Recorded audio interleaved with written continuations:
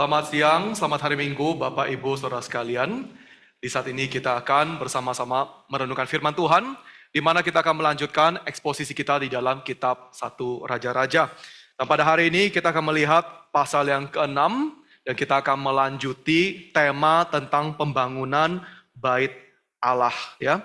Dan kalau kita membuka Alkitab kita masuk ke pasal ke-6, sama seperti pasal sebelumnya, secara permukaan, seolah-olah ini adalah informasi-informasi dalam Alkitab yang pada hari ini sama sekali tidak relevan, tidak berguna bagi kita. Karena pasal ke-6 isi utamanya adalah tentang ukuran-ukuran ya, dan tentang bangunan bait Allah.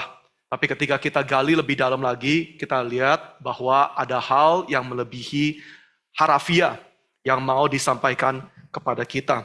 Saya undang kita semua, mari kita membuka Alkitab kita ke kitab 1 Raja-Raja. Pasal yang ke-6, ayat 1-10, jemaat sekalian, silakan dengan Alkitab kita buka suara, kita membacanya. 1, 2, 3. Pada tahun ke-480 sesudah orang Israel keluar dari tanah Mesir,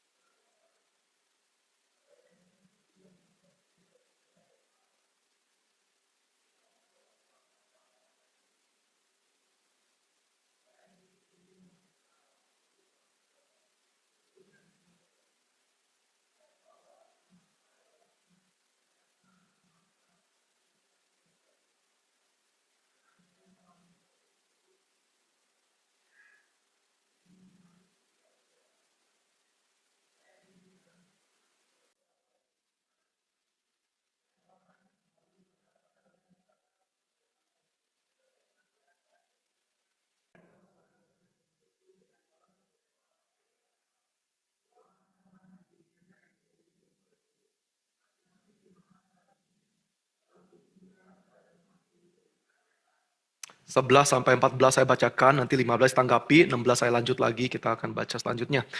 Datanglah firman Tuhan kepada Salomo mengenai rumah yang sedang kau dirikan ini, jika engkau hidup sesuai dengan segala ketetapanku dan melakukan segala peraturanku, serta memelihara segala perintahku dengan menjalankannya, aku akan menepati janjiku kepadamu yang telah kufirmankan kepada Daud ayahmu, bahwa aku akan tinggal di antara orang Israel dan tidak akan meninggalkan umatku Israel. Demikianlah Salomo mendirikan rumah itu, lalu menyelesaikannya. 15.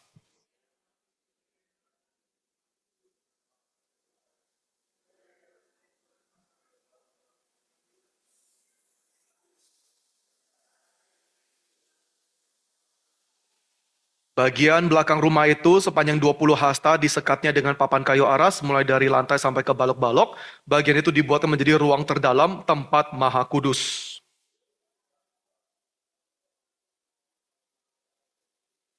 Kayu aras pada bagian dalam rumah itu berukiran buah labu dan bunga merekah. Semuanya dari kayu aras, tidak ada batu yang kelihatan.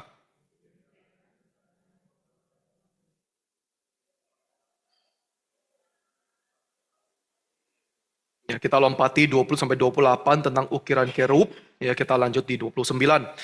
Pada seluruh dinding sekeliling rumah itu yang mengukir gambar kerub, pohon kurma dan bunga merekah, baik di ruang sebelah dalam maupun di sebelah luar.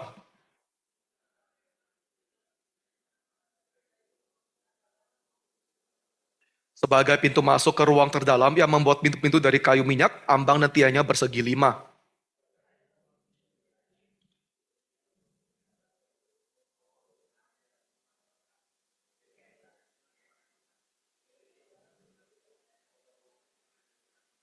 Demikian juga untuk pintu masuk ke ruang besar yang membuat tiang-tiang dari kayu minyak bersegi 4.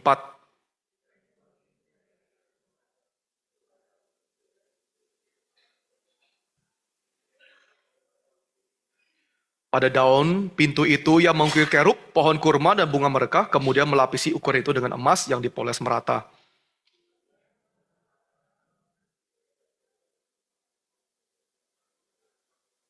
Pada tahun keempat di bulan Ziu, dasar rumah Tuhan diletakkan.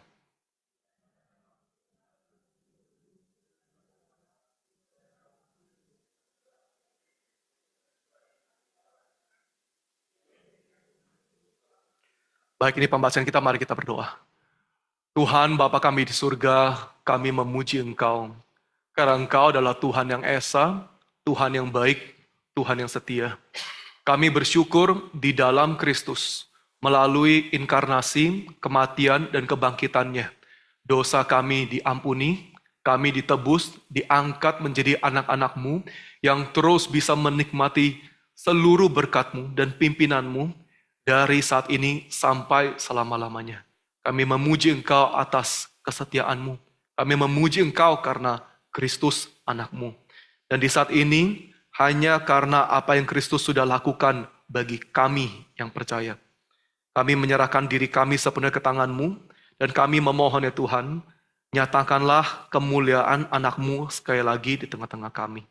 Pakailah hamba-Mu untuk bisa memberitakan firman-Mu dengan jelas, mempermuliakan Kristus, dan dengan roh yang sama, pimpinlah kami untuk masuk ke dalam kemuliaan Kristus. Kami mengingat juga dan berdoa bagi setiap anak-anak yang di saat ini juga sedang menjalani sekolah minggu. Berkati setiap guru-guru yang menyampaikan firman dan mereka semua yang sedang belajar. Dan kerinduan yang sama, kami berdoa bagi setiap gereja dimanapun mereka berada, yang hari ini sedang beribadah kepada Engkau. Mereka yang dikenal dan mengenal Engkau, kiranya Engkau juga hadir di tengah-tengah mereka.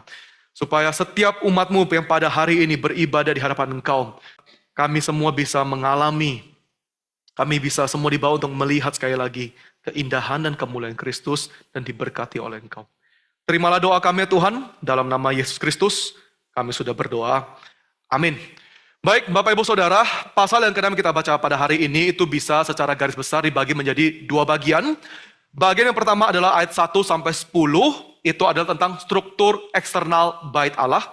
Bagian kedua adalah 14 sampai 38, ini adalah tentang struktur internal bait Allah. Jadi struktur eksternal sama struktur internal. Dan di tengah-tengah dua bagian ini, ada firman Allah yang diberikan kepada Salomo tentang syarat kehadiran Allah di dalam baitnya. Ya, jadi ini adalah struktur dari pasal yang ke-6.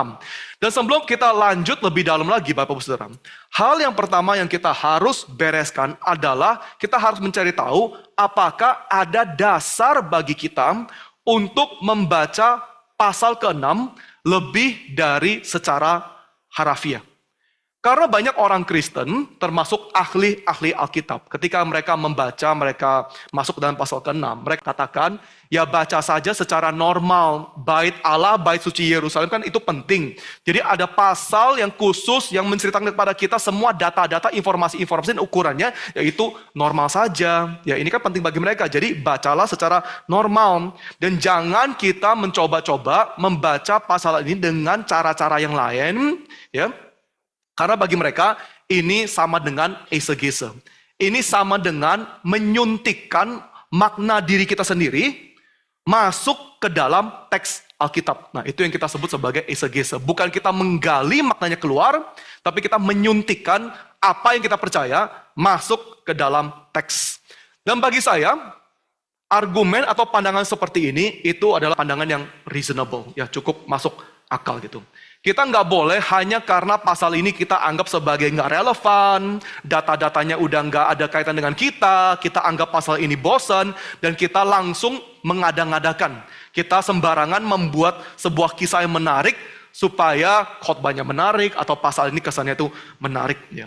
Dan emang ya Bapak Ibu Saudara, sangat gampang bagi kita sebetulnya untuk memakai angka-angka, informasi-informasi di dalam pasal ini, kaitkan dengan bagian-bagian Alkitab yang lain untuk membangun, menciptakan sebuah narasi yang menarik.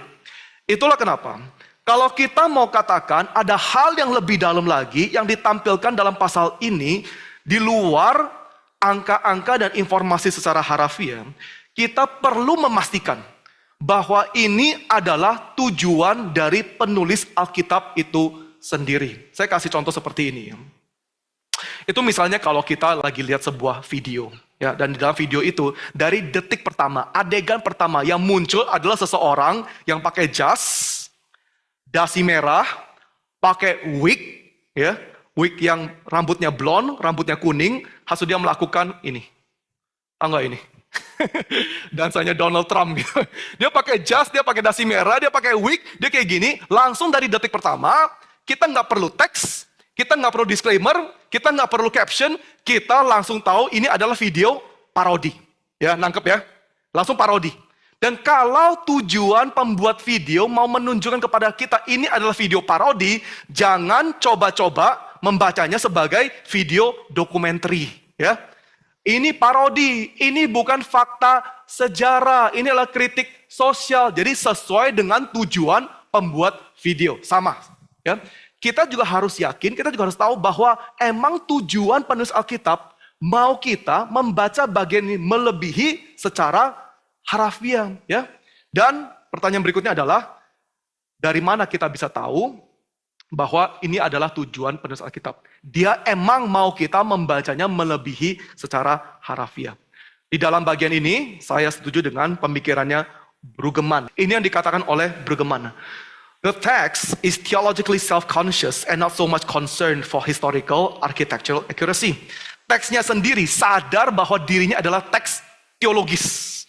Ya, teksnya sendiri, penulis Alkitab itu nggak terlalu peduli dengan ketepatan, dengan akurasi pembangunan arsitektur secara sejarah. Dengan kata lain, yang penting di dalam pasal ke-6 itu bukan ukuran-ukurannya, bukan konstruksinya, angka-angkanya, tapi yang penting adalah message teologisnya. Makna teologisnya itu yang mau ditekankan. Bapak Ibu Saudara, bagaimana Brueggemann itu bisa masuk ke dalam konklusi seperti ini? Coba perhatikan bahkan dari awal pasal ini. Perhatikan bagaimana Alkitab dengan sengaja memberikan kita waktu kapan bait Allah itu dibangun. Coba perhatikan ayat pertama. Alkitab katakan bahwa bait suci, bait Yerusalem itu dibangun 480 tahun setelah kejadiannya Exodus. Setelah orang Israel keluar dari Mesir. Bapak Ibu Saudara, kita dengan sederhana saja, kita coba menghitung waktu dari Mesir sampai Salomo. Kita akan langsung dengan sederhana mendapatkan bahwa angka 480 tahun ini adalah angka yang salah. Itu salah gitu. Saya sendiri nggak sampai hitung ya berapa angkanya, tapi angka 480 tahun ini dari Exodus sampai Salomo itu pasti salah. Ya. Dan kalau begitu, apakah sekarang berarti Alkitab itu salah? Alkitab itu nggak salah. Kenapa? Karena emang angka ini bukan dimengerti secara harafiah, tapi angka ini harus dimengerti secara teologis. Bapak Ibu Saudara, ada dua bagian untuk kita bisa mengerti kenapa penulis Alkitab memberikan kita angka 480 tahun. 480 years. Ya.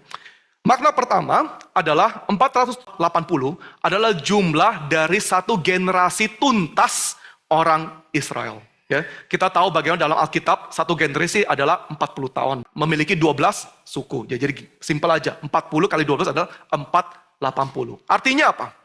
Artinya ini sekarang satu generasi tuntas gitu. Satu generasi seluruh Israel sudah selesai. Dan sekarang seolah-olah kita sedang mau masuk ke dalam satu fase yang baru. Kalau kita nggak yakin dengan argumen seperti ini. Setidaknya at the very least. Ya, ini harus memberikan kita satu indikasi bahwa angka 480 tahun ini itu bukan angka harafiah. Gak bisa dimengerti secara harafiah. Bagian yang kedua, 480 tahun itu juga menunjukkan titik tengah dari sejarah Israel. Bapak-Bapak Saudara, berdasarkan perhitungan sejarah teologis dari orang Israel sendiri, ya, atau dengan kata lain, berdasarkan hitungan Alkitab, ya. Bait Salomo itu berdiri selama 430 tahun. Sampai nanti dihancurkan oleh orang Babel. 430 years. Setelah itu, ada 50 tahun lagi di masa pembuangan sebelum Raja Kores mengizinkan orang Israel kembali ke Yerusalem dengan Ezra membangun bait Yerusalem yang kedua. Ya, jadi kita bisa lihat, setelah bait Salomo itu didirikan, 430 tahun berdiri, 50 tahun itu pembuangan, baru bait Yerusalem itu berdiri. Ya, total 480 tahun. Dengan kata lain, angka 480 tahun ini itu adalah titik tengah dari sejarah Israel, the middle point of Israel history. Nah, ironisnya itu di sini. Ironisnya adalah ketika kita membaca pasal ini dari terang ayat yang terakhir. Perhatikan ayat 38. Ayat 38 dikatakan bahwa Salomo menghabiskan waktu 7 tahun untuk membangun bait Allah. Perhatikan bagaimana penulis Alkitab di dalam bagian ini. Dia bukan hanya memberikan kita tahunnya, tapi secara spesifik, secara sengaja, penulis Alkitab memberikan kita tahun dan bulannya. Dari bulan Ziu sampai bulan Bul. Kalau kita hitung dari bulan Ziu sampai bulan Bul, sebetulnya total konstruksi pembangunan bait Allah itu adalah 7 tahun 6 bulan. 7,5 tahun. Saya mau tanya, kenapa sekarang Alkitab hanya memberikan kita angka 7 tahun? Kenapa nggak langsung tulisnya 7 tahun dan 6 bulan? Padahal bulannya secara spesifik sudah diberikan kepada kita. Ya, simple, karena angka 7 dalam Alkitab adalah angka spesial.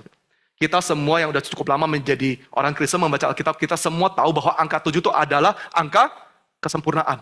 The number of perfection. Ya, the number of perfection. 3 Tritunggal, 4 manusia, 4 tambah 3, 7. 7 is perfection. Ya. Di luar itu, coba perhatikan bagaimana di ayat 38, Alkitab memakai kalimat kata-kata selesai. Kata selesai dalam Hebrew itu kalah. Ya. Ini kata yang sama yang dipakai dalam kitab Kejadian pasal 2 ayat pertama untuk mencatat bagaimana Tuhan selesai pekerjaan penciptaannya. Ya. Itu kalah, selesai. Ya. Bisa nggak kita nangkap apa yang mau dilakukan oleh penulis Alkitab? Dia mau mengaitkan selesainya bait Salomo dengan selesainya pekerjaan penciptaan Allah. Tapi di antara dua pekerjaan yang selesai ini, ada perbedaan. Apa itu perbedaannya? Pekerjaan penciptaan Allah benar-benar selesai. Benar-benar selesai. Finished. Ya.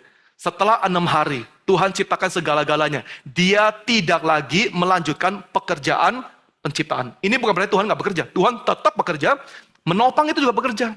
Ya. Providensia juga bekerja. Tapi pekerjaan penciptaan selesai. Ya. Tapi ironisnya, bait Salomo berdasarkan ayat yang pertama, itu nggak benar-benar selesai. Itu hanya adalah midpoint. Masih titik tengah. Masih ada babak kedua.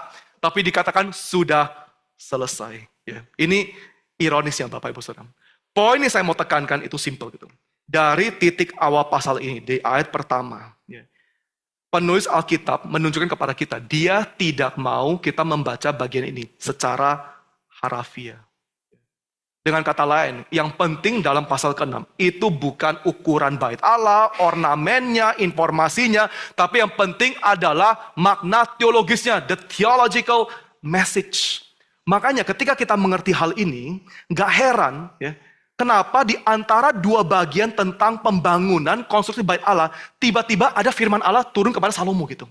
Kita sebagai pembaca Alkitab, pernah gak kita merasa heran gitu? Ya. Tiba-tiba di antara dua bagian tentang pembangunan eksternal dan internal, kok ada firman Allah gitu? Firman Allah tentang syarat kehadiran dia di dalam bait Allah. Ya. Adanya bagian tengah ini, adanya firman Allah kepada Salomo, itu menunjukkan kepada kita bagaimana gedung bait Salomo dengan seluruh informasinya itu bukanlah yang paling penting itu. That is not the most important thing. Yang paling penting adalah ketaatan kepada Torah. Ketaatan kepada firman. Itulah syarat di mana Tuhan benar-benar akan hadir. Bukan dari konstruksi gedungnya, ukuran gedungnya, semua ornamen gedungnya. Bapak Ibu Saudara, saya percaya ini satu hal yang cukup relevan bagi kita yang sudah cukup lama ibadah di Harapan Indah. Karena kita sudah tahu bagaimana sekarang di saat ini kita sedang rencana mau renovasi gereja. Ya, kita kalau ikut jadwal harusnya akhir Agustus kita sudah merobohkan itu semua bagian belakang. Kita akan ekspansi gereja. Tapi teks dan pasal ini mengingatkan kepada kita semua bagaimana gedung tidak boleh menjadi prioritas. The building can never be priority. Prioritas kita sebagai gereja selama-lamanya adalah ketaatan kepada firman. Itu prioritas gitu. Ya. Gedung mau semewah apapun, mau segede apapun, sepenting apapun, tidak boleh menjadi prioritas. Bapak Ibu Saudara, apa gunanya gedung gereja yang besar yang diisi oleh manusia, diisi oleh keberhasilan, diisi oleh nasihat, diisi oleh persekutuan, diisi oleh semua, bahkan firman-firman yang bagus, tapi nggak ada kehadiran Allah. For what? Buat apa gedung gereja ada segala-galanya, tapi satu-satunya yang paling penting, kehadiran Allah, itu nggak ada gitu. Untuk apa? Semua sia-sia. Semua nggak ada gunanya. Bahkan di dalam Alkitab kita bisa lihat dengan jelas. Di sejarah selanjutnya, di cerita selanjutnya. Ketika bait Allah tidak diisi dengan kehadiran Allah, itu akan diisi oleh dosa dan manipulasi. Ketika bait Yerusalem tidak diisi oleh kehadiran Allah, yang ada hanya ada dosa dan manipulasi agama gitu. Nothing else. Gedung nggak boleh menjadi prioritas. Gedung nggak bisa memastikan bahwa Tuhan itu hadir. Gedung dan seluruh isinya is nothing. Nothing. Ketaatan kepada Torah, itulah yang menjadi syarat di pasal ini. Untuk Tuhan hadir di bait Allah. Poin yang saya mau tekankan sekali lagi.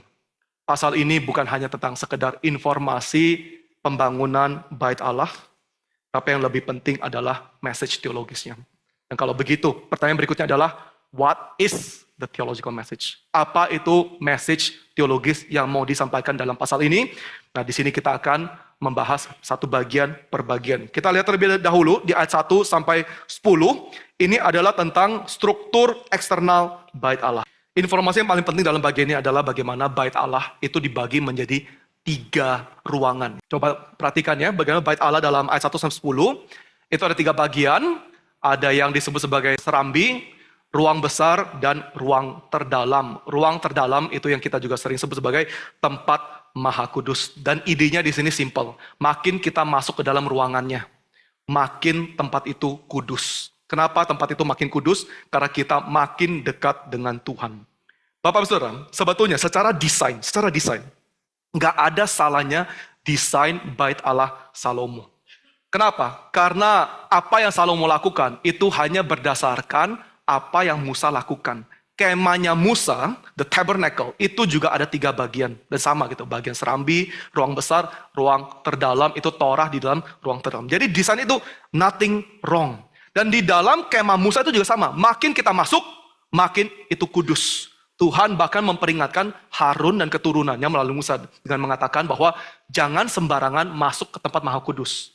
Kalau kamu sembarangan masuk, kamu akan mati. Ya. Makin masuk, makin kudus. Ya. Desainnya no problem. Tapi di saat yang sama, ini bukan berarti bahwa desain bait Allah tidak bisa dimanipulasi. Bapak Ibu Saudara, segala sesuatu bisa dimanipulasi. Alkitab beritahukan kepada kita, Torah pun, 10 hukum pun bisa dimanipulasi. Kalau 10 hukum bisa dimanipulasi untuk menjauhkan kita dari Tuhan, segala sesuatu bisa dimanipulasi, termasuk desain bait Allah.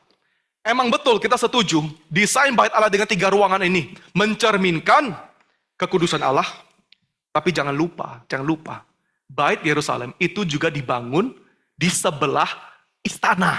Ya. Maksudnya apa? Di dalam pengaturan seperti ini, lokasi bait Yerusalem dengan desain bait Allah, kita bisa dengan gampang membayangkan bagaimana bait Allah itu bisa dimanipulasi oleh kerajaan, oleh Salomo untuk menciptakan sebuah tingkatan sosial.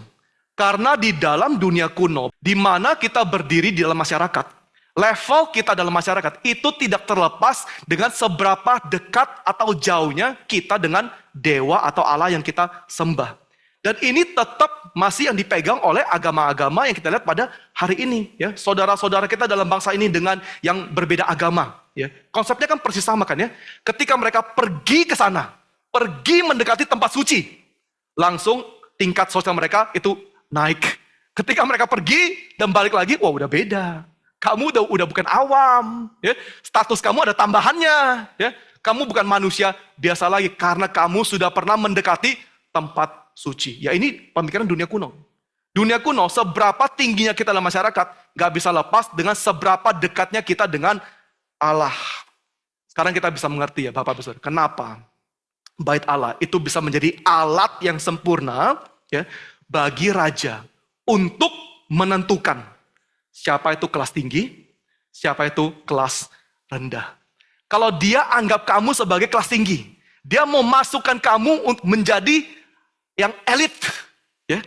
Dia akan katakan, sini yuk, masuk ke ruang yang besar.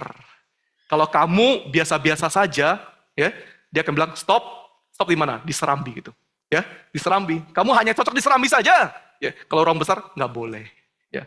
Siapa yang tentukan? Ya Salomo bisa tentukan gitu, ya. Apakah kita benar-benar percaya, Bapak Saudara? Kalau misalnya kita hidup di zaman Salomo, ya, Salomo, ratu, pangeran sedang beribadah di ruang besar. Dia kan nggak bisa ke ruang maha suci kan ya? Tapi dia sedang beribadah di ruang besar. Apakah kita benar-benar percaya kita bisa bersama-sama dengan dia beribadah di sana gitu? Ayo Salomo, ya, kamu kawanku, ya, yuk sama-sama kita ibadah kepada. Nggak mungkin. Kalau dia di ruang besar, kamu pasti nggak boleh masuk, nggak selevel. Sekarang dia yang bisa tentukan gitu, siapa yang bisa ke Serambi, siapa yang bisa ke ruang besar, siapa yang paling gak berguna, harus ibadah di gerbang. Ya, kamu jangan dekat-dekat, kamu jauh-jauh sana. Kamu kelas rendah dalam masyarakat. Bapak Saudara, ini adalah politik memakai agama untuk menciptakan satu tatanan hierarkis sosial. Ya. Politics using religion to instill a hierarchical social order. Dalam derajat tertentu, kita sekarang juga bisa mengertinya. Kenapa di Jakarta, saya mau tanya ya, kenapa gedung agama yang dibangun yang dekat istana, itu hanya ada Istiqlal, Katedral, Immanuel. Di mana itu kuil Kongfucu? Kongfucu juga diakui toh? Di mana kuil Hindu? Di mana kuil Buddha? Kuil Buddhis paling dekat di Pancoran.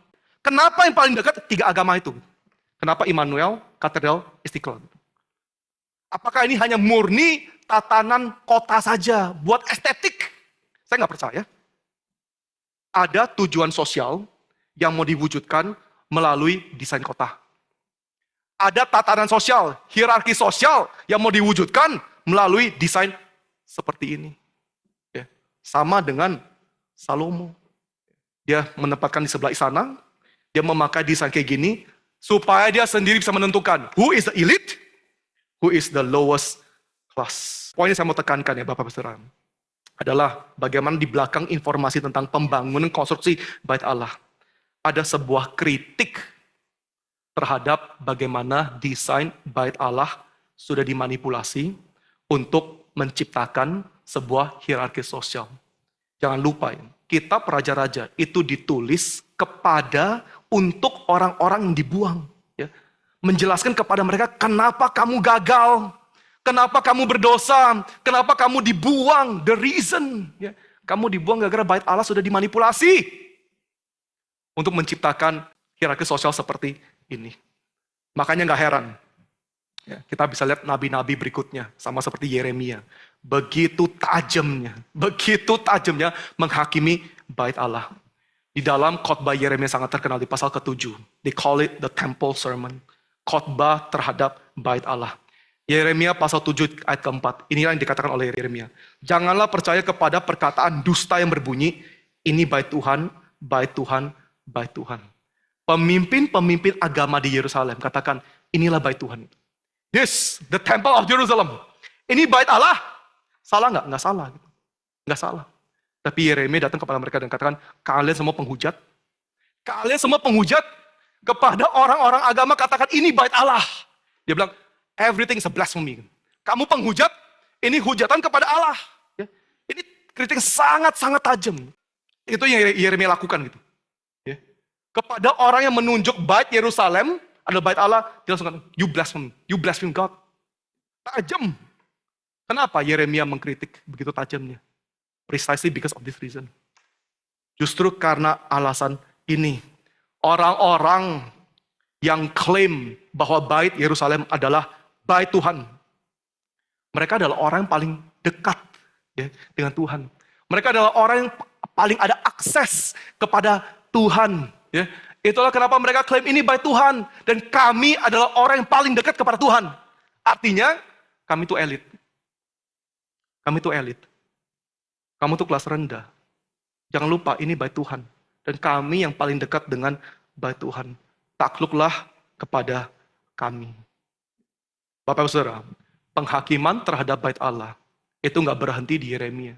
Tapi itu dilanjutkan oleh Yesus juga di dalam Perjanjian Baru. Dan di dalam Perjanjian Baru, Yesus bukan saja menghakimi bait Allah. Yesus melampaui apa yang Yeremia katakan. Karena Yesus katakan bait Allah itu akan dihancurkan. Seluruh konsep tentang bait Allah di Yerusalem, seluruh desain bait Allah yang mencerminkan kekudusan Allah, Yesus katakan seluruhnya akan dihancurkan. Kenapa? Because He is a true temple. Dialah bait Allah yang sejati. Yesus katakan batu yang dibuang oleh tukang-tukang bangunan telah menjadi batu penjuru. Di dalam kematian Dia, bait Allah dihancurkan. Tirai bait Allah robek menjadi dua. Di dalam kebangkitannya, Dia mendirikan bait Allah yang sejati, yaitu diri Dia sendiri. Supaya barang siapa percaya kepada Dia, sekarang ada akses direct, akses langsung kepada Tuhan. Gak ada lagi ruang di mana politik bisa memanipulasi agama untuk menciptakan hierarki sosial. Ya, itu dihancurkan. Tidak ada lagi yang lebih elit, yang lebih rendah. Laki-laki, perempuan, tuan, budak, semua bersatu di dalam Kristus. Itulah bait Allah yang sejati. Inilah kenapa ya Bapak Ibu Saudara, hati-hati di dalam gereja untuk melakukan hal yang bisa membangkitkan sebuah hierarkis sosial gitu.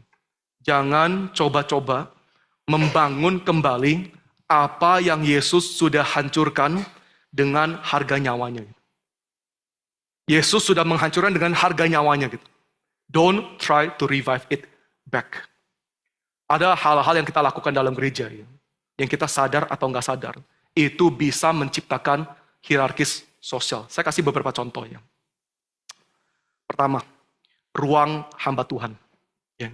Ruang yang diciptakan di dalam gereja hanya khusus dipakai oleh hamba Tuhan. Ketika pengurus-pengurus atau jemaat mereka desain gedung, bikin gereja, mereka menciptakan satu ruang khusus bagi hamba Tuhan. Saya percaya motivasi itu baik. Pasti baik. Ya, supaya hamba Tuhan bisa istirahat, ya, bisa meditasi, bisa berdoa. Ya. Tapi di ruang hamba Tuhan juga berdoa, kita tidur. Kita tidur bukan berdoa. Ya, kalau dalam konteks mega church, mereka sebut itu sebagai the green room. The green room is the holy room. Itu adalah ruang khusus bagi hamba Tuhannya yang boleh masuk. Ya. Motivasi kita tuh bisa baik. Tapi yang kita ciptakan pada akhirnya adalah hierarki sosial gitu. Menciptakan di mana di gereja hamba Tuhan itu lebih tinggi, lebih elit, lebih superior, dan awam itu lebih inferior.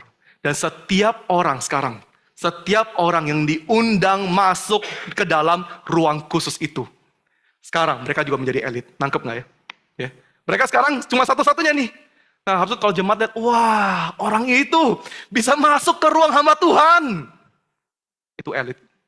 Ya, hati-hati. Ya. Jangan kita lakukan hal dalam gereja yang sudah membangkitkan apa yang Yesus sudah hancurkan melalui nyawanya. Gitu. Terlepas motivasi kita baik atau tidak baik. Makanya saya secara pribadi, saya ada pastori di atas gitu. Ya. Tapi saya bebas aja. Mau pakai. Selama saya nggak pakai, mau tidur di ruang pastor, tidur aja. Ada space living room. Ya. Sekarang dipakai oleh remaja buat sekolah minggu. I don't care. Ya. Ya. Saya membuka ruang saya bukan gara-gara saya luas hati. Bukan saya orang baik gitu. Saya membuka ruang saya karena saya nggak mau ciptakan. Membangun kembali apa yang Yesus sendiri sudah hancurkan. Don't create a hierarchical social order. It's been destroyed. Sudah dihancurkan oleh Kristus. Kalau kita dalam perusahaan, kita CEO, kita direktur, kita mau bikin ruangan pribadi kita di mana orang lain, pegawai-pegawai lain itu nggak bisa. Silakan, ya. Kamu kan perusahaan, uang kamu sendiri lakukan. Tapi gereja bukan perusahaan. Gereja bukan perusahaan. Hamba Tuhan itu bukan CEO. It's not the same thing. Saya kasih contoh kedua ya, jubah agama. Jubah agama. Jubah agama baik. Kita menghormati ibadah, kita menghormati liturgi, baik. Tapi di saat yang sama, jubah agama itu juga bisa dimanipulasikan untuk menciptakan sebuah hierarkis sosial. Seolah-olah yang pakai jubah itu lebih superior. Saya kadang-kadang nggak mengerti. Di atas mimbar pakai jubah agama, saya mengerti lah. Tapi pergi visitasi itu. pergi visitasi, mendoakan orang gitu. Cuman mendoakan orang saja gitu. Buat apa pakai jubah agama? Buat apa pakai collarnya? Buat apa? Ya. Jubah agama itu sangat-sangat gampang untuk dimanipulasi di dalam gereja untuk menciptakan hierarkis sosial. Ya. Kayak seolah-olah orang yang pakai jas dalam gereja, wah semua yang superior. Ini salah satu alasan kenapa saya nggak mau pakai dasi. Gitu. Saya bisa juga pakai dasi. Tapi saya nggak mau, saya sengaja gitu. Saya sengaja. Ya. Saya bukan merasa nggak nyaman, saya cukup oke. Ya. Kalau di cabang-cabang yang lain, saya pergi khotbah di cabangnya, saya pakai dasi. Kalau saya pakai dasi. Ya. Karena saya hormati gembala sidang di sana. Saya hormati jemaat di sana. Kalau di sini saya nggak mau. Saya sengaja. Karena apa? Karena saya nggak mau membangun hierarki sosial ini. Ya. Itu salah satu alasan paling awal kenapa ada gerakan dalam gereja Protestan. Di mana orang-orang dalam gereja membuang jubah agama. Justru gara-gara alasan ini. Karena terlalu banyak hamba Tuhan. Menyembunyikan dosa mereka di belakang jubah agama. Mereka anggap dirinya lebih spesial, lebih kudus, lebih superior gara-gara jubah agama mereka. Orang-orang ke situ nek. Ya, berontak gitu. Nggak mau lagi jubah agama. Tapi kebablasan juga. Akhirnya pakai sandal ke atas mimbar lah, pakai hoodie ke atas mimbar lah. Saya nggak terima juga. Saya nggak bisa setuju juga. Tapi alasan kenapa ada gerakan seperti ini, ya gara-gara hamba-hamba Tuhan, penatua-penatua, menganggap diri mereka jauh lebih superior, gara-gara jubah mereka. Just because of what you wear. Hati-hati. Segala sesuatu itu bisa dimanipulasi. Untuk menciptakan hierarkis sosial. Bapak-Ibu Saudara, contoh itu banyak sekali. Banyak sekali, tapi saya percaya kita semua dapat poinnya. Kristus mati menghancurkan hierarkis sosial di dalam tubuhnya. Hati-hati untuk melakukan hal-hal yang mengembalikan, menciptakan kembali apa yang Yesus sudah hancurkan. Dengan darahnya sendiri. Ya, dengan darahnya sendiri. Bagian berikutnya, dari ayat 14 sampai 36, ini adalah the internal structure. Ya. Struktur internal dalam bait Allah, dan apa yang paling menonjol dalam bagian ini, itu sangat jelas Bapak, sangat jelas. Yang paling menonjol tentang dekorasi internal bait Allah adalah kemewahannya. Kemewahannya. Ya. Segala sesuatu ditutup dengan kayu aras, dilapisi dengan emas, diberikan ukiran-ukiran yang terbaik. Ya. Bapak-Ibu Saudara, sebetulnya ya, nggak ada salahnya untuk membuat bait Allah menjadi mewah. Gak ada salahnya untuk kita memakai barang-barang yang mewah di dalam bait Allah. Ini juga satu hal yang kita bisa lihat dalam kemah Musa gitu. Di dalam kemah Musa juga ada benda-benda emas kan ya? Ada juga gitu. Ya. Jadi gak ada salahnya. Apalagi sebagai orang Kristen, kita emang dipanggil untuk memberikan yang terbaik bagi Allah. Apa salahnya kita memberikan yang terbaik? Ya. Allah layak dan patut untuk menerima yang terbaik. Apalagi Salomo mampu kan ya? Dia tuh raja. Dia mampu kok. Apa salahnya? Kalau dia mampu, dia mau membuat bait Allah semewah-mewah mungkin gitu. Tapi di saat yang sama kita harus bertanya gitu. Apakah ini emang sungguh-sungguh kehendak Allah? Apakah Tuhan itu makin senang dengan makin banyak emas yang dipakai di dalam bait Allah? Kemah Musa emang ada emasnya. Tapi dibanding dengan emas yang dipakai dalam bait Salomo, itu gak sebanding. Emas yang dipakai oleh Salomo itu lebay. Itu lebay. Semuanya harus dilapis emas. Nggak boleh ada kelihatan batu sama sekali. Harus semua ditutup dengan kayu aras. Emang di dalam studi interior design, salah satu hal yang kita bisa lakukan untuk meningkatkan rasa kemewahan dalam satu ruangan adalah jangan lihat tembok gitu. Coba perhatikan, di dalam hotel-hotel bintang 5, kita masuk ke ruangannya, susah menemukan tembok polos kayak gini. Ya. Ini mah nggak mewah, ini anti mewah ini. Di dalam konsep kemewahan, ini nggak boleh ada nih. Semua harus ditutup. Ya, nggak boleh ada kelihatan tembok. Langsung level kemewahan meningkat. Coba aja dalam rumah sendiri, kalau nggak percaya gitu. Ya, pasti akan langsung berbeda. Ya. Dan inilah kemewahan dinyatakan dalam bait Allah. Ya, lebay, semuanya harus lapis emas. Ya. Inilah kenapa bagi Brueggemann, alasan kenapa Salomo begitu mewah mendekorasi bait Allah. Itu bukan karena dia mencintai Allah, bukan karena dia mau menjunjung tinggi menghormati Allah, tapi dia melakukan hal seperti ini karena dia mau pamer, menyatakan kekayaan dan keberhasilannya. Ya. Dan kenapa begitu penting bagi Salomo untuk menyatakan kekayaan dan keberhasilan melalui agama gitu?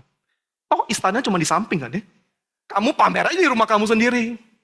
Pamer aja dalam istana kamu sendiri. Buat apa pamer? Buat apa begitu mewah melalui agama? Karena ini cara dia untuk menyatakan, menunjukkan kepada seluruh kerajaan bahwa Tuhan bersama-sama dengan dia. God is with him. Melalui kemewahan, melalui keberhasilan. Dia mau katakan kepada seluruh kerajaan, look at what God has given me. Lihatlah dengan apa itu sudah berikan kepadaku. Tuhan bersama-sama dengan aku. Bapak Ibu Saudara, hal seperti ini kedengaran familiar nggak bagi kita? Apakah ini sesuatu hal yang kita sudah tahu gitu? Tahu nggak apa yang sebetulnya terjadi dalam bagian ini? Ini adalah Injil kemakmuran. This is prosperity gospel gitu. Ya. Injil kemakmuran itu bukan hanya dalam gereja radikal. Injil kemakmuran dilakukan oleh Salomo juga. Ya. Karena seluruh prinsip Injil kemakmuran seperti ini kan ya. Makin kita bisa menyatakan diri kita itu kaya, makin kita bisa menyatakan diri kita itu berhasil, makin kita bisa membuktikan bahwa Tuhan itu bersama-sama dengan kita. Makin kita bisa membuat gedung yang mewah, makin hamba Tuhannya itu kaya, makin Tuhan itu hadir. Kenapa? Karena segala sesuatu dari Tuhan.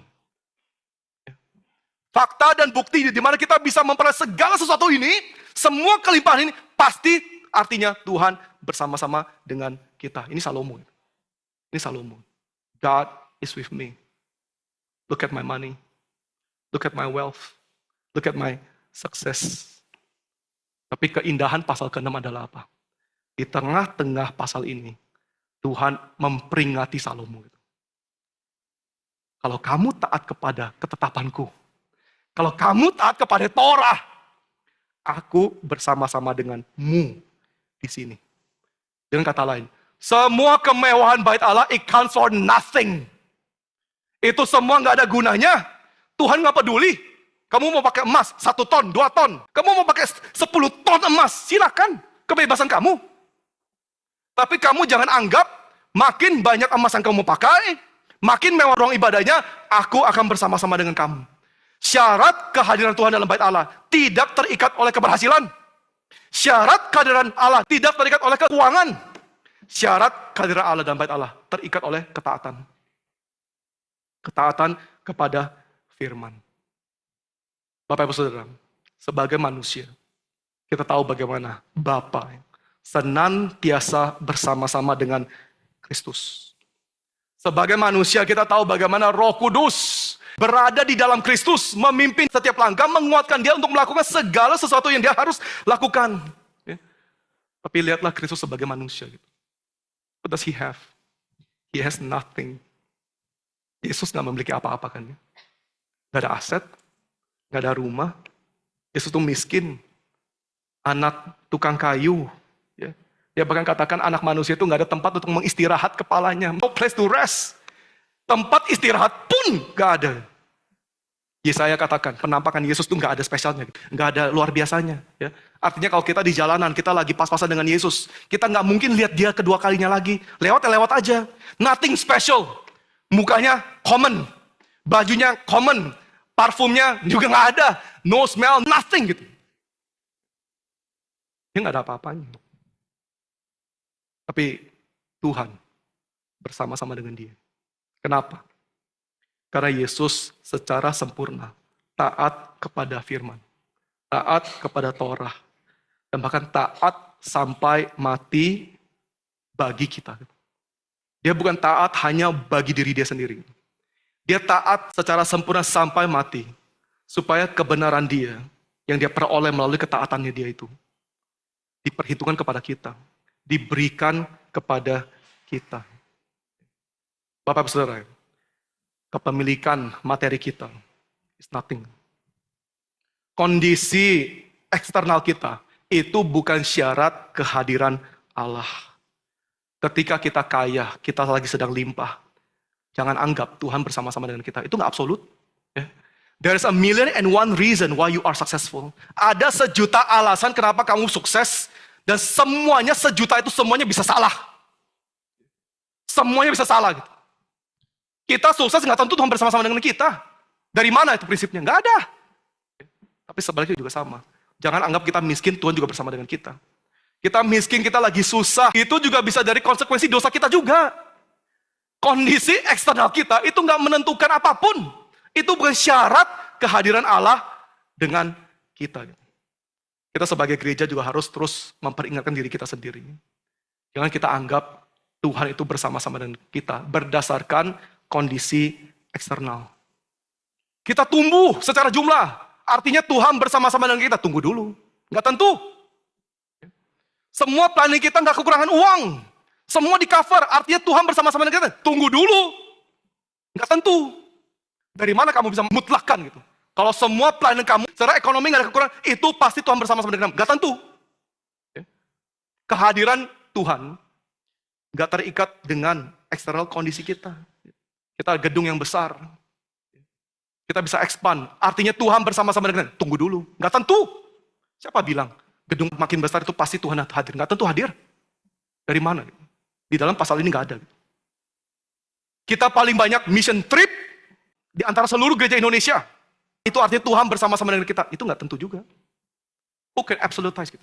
Siapa yang bisa memutlakan? Banyak mission trip juga mission sampah gitu. Banyak mission trip nggak ada isinya. Jumlah mission trip ini nggak menentukan apapun. Sama seperti Tuhan kepada Salomo. Kamu mau melapiskan segala sesuatu dengan emas. Kamu mau memberikan ukiran yang terbaik bagiku. Silakan. But let me tell you. Saya beritahu kepada kamu. All this is nothing. I don't care. I don't care. Saya nggak peduli. Kalau kamu taat kepada ketetapanku. Kalau kamu menjalankan. Kalau kamu menghidupi Torah. Aku bersama-sama denganmu. I will be with you. The building counts for nothing. Bapak Ibu Saudara. Kristus itu secara sempurna taat kepada firman. Itulah kenapa di dalam setiap detik, senantiasa, di dalam segala hal yang dia lakukan, sebagai manusia, Tuhan benar-benar bersama-sama dengan dia. The Father is with him. The Spirit is with him. Ya. Karena dia sepenuhnya taat. Sekali lagi, dia taat bagi kita. For us. Dan kiranya kita sebagai pengikut Kristus, kita juga bisa melakukan hal yang sama. Tuhan memberkati kita semua. Mari kita berdoa. Bapak, kami berterima kasih sekali lagi atas apa yang Kristus sudah lakukan bagi kami. Melalui inkarnasi, kehidupan, kematian, kebangkitan dan kenaikannya. Hanya karena apa yang Kristus sudah lakukan bagi kami. Itulah kenapa kami bisa terus-menerus menikmati kehadiran-Mu dalam kehidupan kami. Bahkan ketika kami gagal dan berdosa pun, Engkau tetap setia kepada kami. Bukan karena kami layak, tapi karena kami sudah dilayakkan oleh anak-Mu. Kebenarannya sudah diperhitungkan bagi kami. Dan itulah menjadi satu-satunya alasan kenapa kami bisa terus dipimpin oleh Engkau. Kuatkanlah kami semua, supaya kami bisa sungguh-sungguh mau hidup seperti anak-Mu, terlepas kondisi kami di dalam kehidupan kami dan juga sebagai gereja. Kami mau terus mengutamakan firman-Mu, kami mau terus taat kepada kebenaran-Mu. Terimalah doa kami dalam nama Yesus Kristus, kami sudah berdoa. Amin.